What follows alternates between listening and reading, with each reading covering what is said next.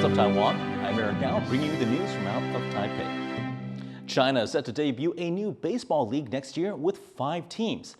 But baseball fans in Taiwan noticed something a little too familiar about one of the team's logos. Leslie Dale has more on how this new league is starting off with a few legal questions. Take a look at these 2 baseball team logos and try to spot the difference. Quite similar, aren't they? Well, they're not from the same team. In fact, they're not even from the same country. One is the logo of the CTBC Brothers, one of Taiwan's oldest baseball clubs, and the other is from the Shanghai Brothers, a new baseball team set to play in China's new league, which will debut next year.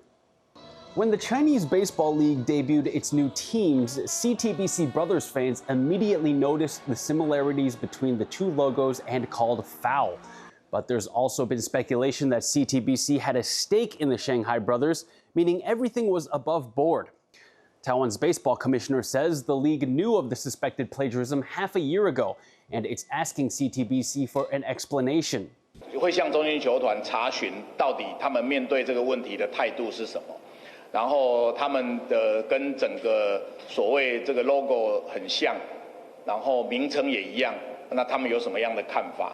The company that manages the CTBC Brothers responded, saying that neither the team nor the company knew about this. If there is any infringement, the company will take action.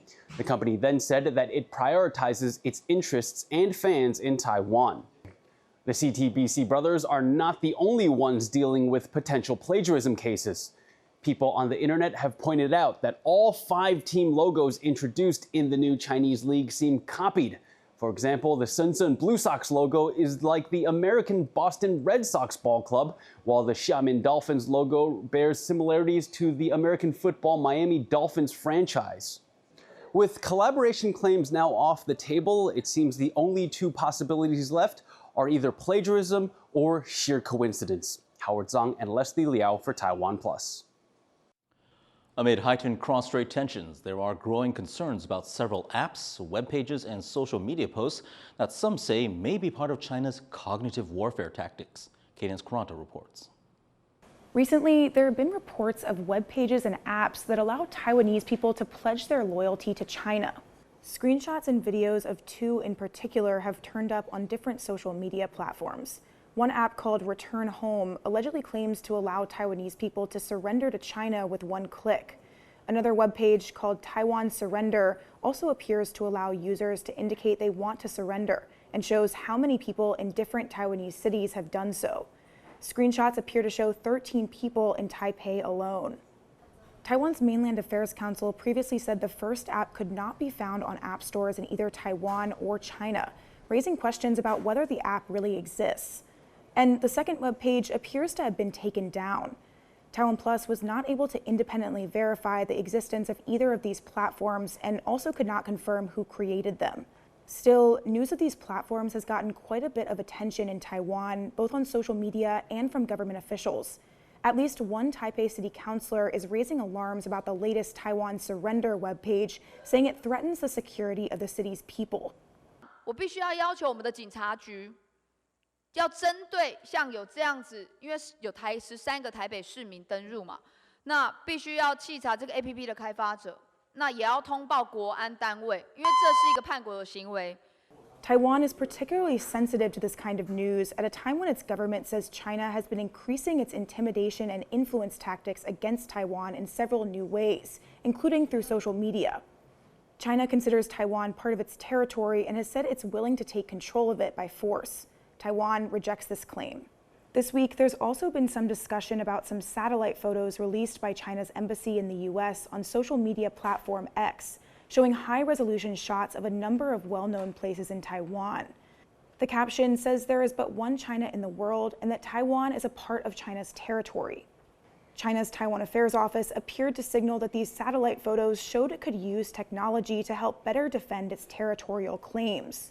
台湾是祖国的宝岛。 随着大陆科技水平的持续提升，我们丈量国土更精准，守卫家园更坚实，拥抱未来更笃定。正如网友所言，这是家的俯瞰。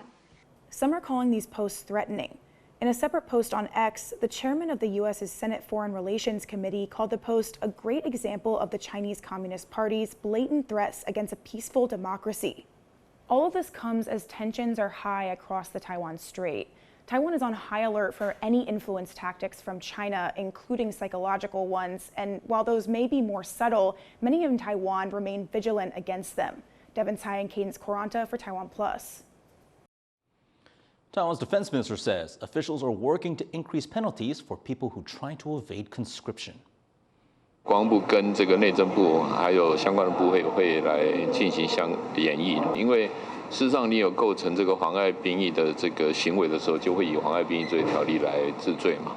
那至于处以的年龄 Koo was responding to more recent cases of celebrities admitting to evading Taiwan's mandatory military service. Earlier this week, singer and internet personality Ada and award-winning actor Xue Siling both turned themselves in. It comes amid a crackdown on draft dodging involving dozens of potential cases. On Wednesday, Interior Minister Liu Sifang told reporters that her ministry has enlisted local governments to help with the investigation. Taiwan is seeing a spike in Chinese military activity. The Defense Ministry says it spotted 12 Chinese military aircraft and 10 naval vessels operating near the country between Wednesday and Thursday morning. All 12 of those aircraft came closer to Taiwan's main island than other regular incursions. It's a break from the relatively low activity over the last couple of weeks, and it comes as China holds military exercises in the South China Sea, and it comes just days before it is set to commission a new aircraft carrier, the Fujian. Taiwan may purchase hundreds of new anti-drone systems to counter China's growing fleet. As Alan Liu reports, the military has already set up dedicated drone units and could begin testing their capabilities soon. The military may make a massive investment in defending the country from a modern weapon, drones. A notice on Taiwan's government procurement website shows the plans to purchase 635 sets of portable anti-drone systems worth about $300 million. Officials say the decision hasn't been finalized. 我想这些都还在建案当中细节我想在这个时候不便透露。 Experts say the war in Ukraine proves that drones pose a serious threat to ground forces, making counter-drone systems a necessity. But experts also say the military needs to be clear on their use. 例如说，你是这个跟着这个保护这个机动的这个部队，那个野外部署的安全，还是保护机场等等的哈。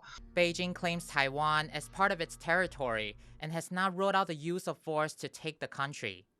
With China's military thought to have tens of thousands of drones, Taiwan is also working to defend itself in a conflict.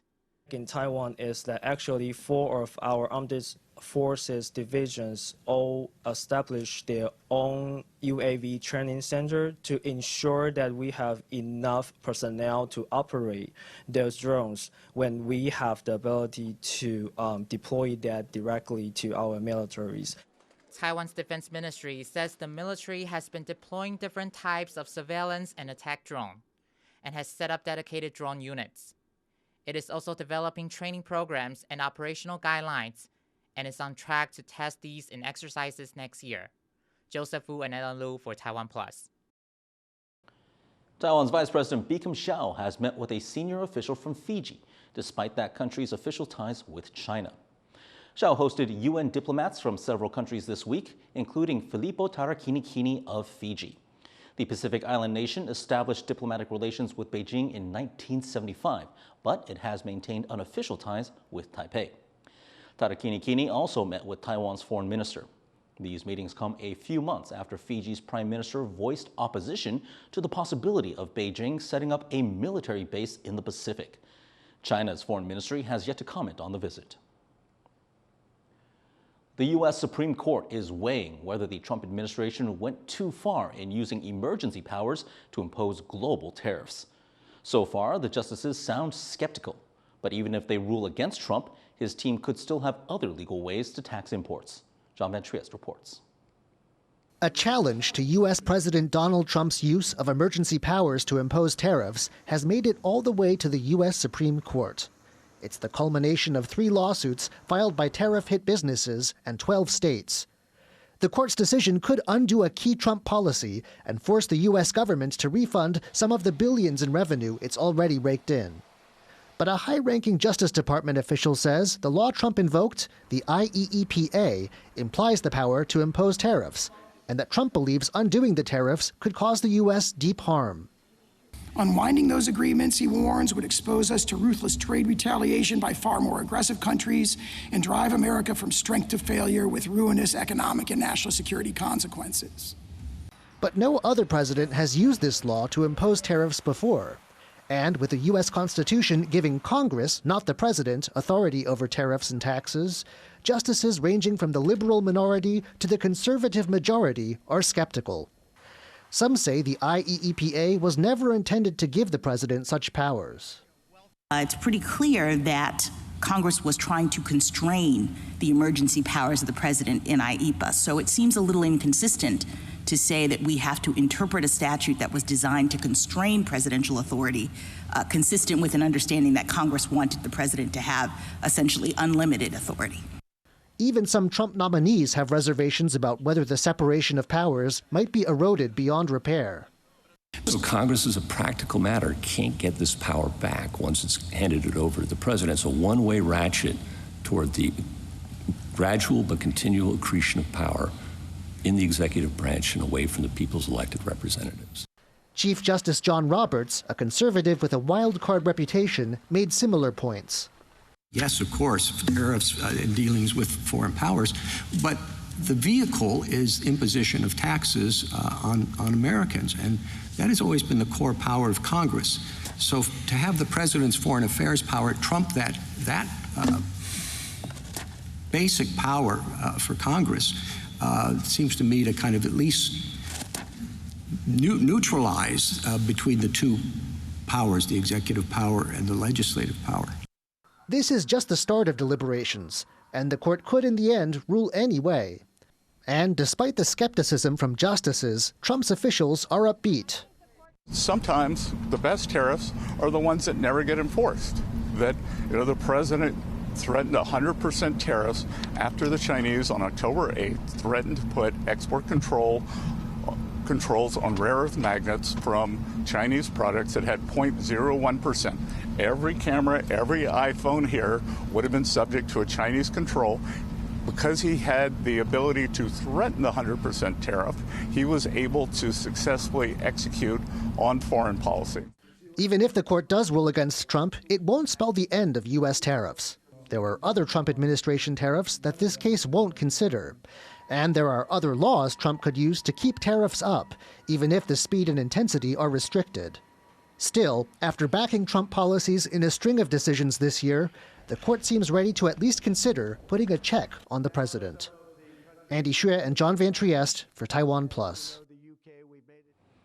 U.S. President Donald Trump hosted a breakfast with Republican senators at the White House, where he described his recent meeting with Chinese President Xi Jinping. And President Xi didn't let him have any. So if there's any question, I said, I want my cabinet to behave like that. That's the way.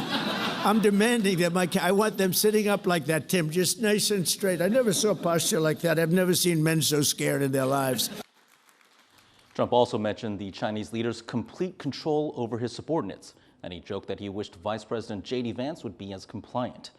It's been about a week since the two leaders met on the sidelines of APEC in South Korea, where they agreed to a limited truce in their trade war. And thank you for watching What's Up Taiwan. Follow us on social media to get more of our updates sent directly to your feed. Finally, take a look at the biggest supermoon of 2025, lighting up the sky on Wednesday evening. I'm Eric Gao. Take care. We'll see you next time.